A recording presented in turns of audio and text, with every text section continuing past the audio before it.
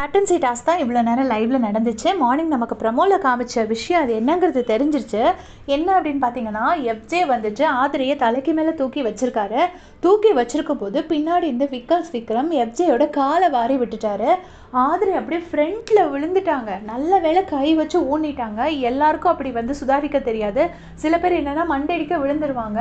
அது நல்ல வேளை அந்த பொண்ணு கை வச்சு ஊனினால அந்த பொண்ணுக்கு பெரிய அடி எதுவும் படலை, தலையில் எதுவும் அடிப்படலை. அதுக்கு தான் வந்து எஃப்ஜே அவ்வளோ தூரம் கோவப்பட்டிருக்காங்க. ஸோ எஃப்ஜேயோட கோவம் வந்து 100% வந்து அந்த இடத்துல ஜஸ்டிஃபைட் தான். ஏன்னா அக்ரெசிவாக விளையாடணும், பட் தலைக்கு மேலே தூக்கி வச்சுருக்கும் போது காலை வாரி விடுறதுங்கிறது வந்து அது கொஞ்சம் மோசமான ஒரு அக்லி ப்ளே மாதிரி தான் வருது. அப்படி பண்ணிட்டாங்க. அதுக்கு தான் வந்துட்டு கோவப்படுறாங்க. அதுக்கு அப்புறம் எல்லாருமே பாருவோட பலூனில் வந்து காற்று போயிடுச்சு. அதனால் பாரு வந்து வெளியில் போயிடுறாங்க. அதே மாதிரி ஆதிரையும் அவுட் ஆகிடுறாங்க.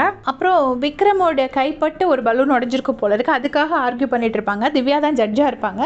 கடைசி என்ன ஆகும் அப்படின்னா, இந்த பார்வதியும் கமருதீனும் அந்த கன்னியக்காவும் மட்டும் விளையாண்டுட்டு இருப்பாங்க. விளையாண்டுட்டு இருக்கும்போது கமருதீன் மேலே வந்துட்டு கமருதீனோட காலோ ஏதோ ஒன்று வந்து கன்னியக்காவோட முட்டியில் பட்டுரும்.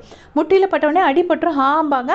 உடனே கமருதீன் உடனே சாரின்னு சொல்லிட்டு அப்படியே வெயிட் பண்ணுவார். ஆரி ஓகேங்கிற மாதிரி வெயிட் பண்ணுவார். இங்கே வந்துட்டு பார்வதி வந்து கண்டினியூ அப்படிங்கிறாங்க. நிற்காத அப்படின்னு சொல்லிட்டு.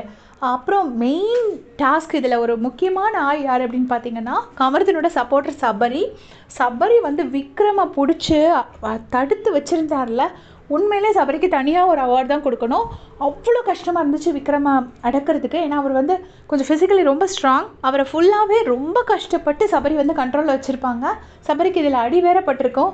அதில் உண்மையிலே அதாவது ஃபன்னியாக பார்த்தா உண்மையிலே காமெடியாக இருந்துச்சு. கடைசியில் வந்துட்டு கமருதீன் வின் பண்ணிடுவார். அங்கே சபரி அடிபட்டு உட்காந்துட்ருப்பார். கமருதீனுக்காக அவ்வளோ நேரம் போராடிட்டு இங்கே கமருதீன் வந்துட்டு பார்வதியை ஹக் பண்ணிகிட்ருப்பார். பார்த்தியா தலையாயிட்டேன்னா. அப்புறமும் வந்து ஹக் பண்ணிவிட்டு காதில் ஒரு விஷயம் சொல்லியிருப்பாங்க. இன்றைக்கும் மைக் இல்லாமல், அதாவது மைக் போட்டிருக்காங்க, பட் இதை காதில் ஒன்று சொல்லியிருப்பாங்க, ஏதோ ஒன்று சொல்லிவிட்டு அதுக்கப்புறமா தலையாயிட்டேன்னா இங்கே வெளியில் வந்தோடனே கானவினோட ஓடி வந்து தூக்கிறதுக்கு வருவாங்க. தூக்கிறதுக்கு வரும்போது தூக்க முடியல. உடனே வேண்டாம் ஏஜ் ஆகிடுச்சு, நீங்கள் தூக்காதீங்கன்னு சொல்லிவிட்டு அமித் தூக்குவார். ஆனால் அமித்துமே தூக்குறது ஏதாவது கழுத்து எலும்பு ஏதாவது ஒடிஞ்சு கிடிச்சு போயிடுச்சுன்னா ரொம்ப கஷ்டம். அவர் வந்து ஒரு சந்தோஷத்தில் தூக்குறாரு, ஒரு நல்ல மனசோட. பட் ஸ்டில் அது வந்து அவருக்கு தான் அன்சேஃப்.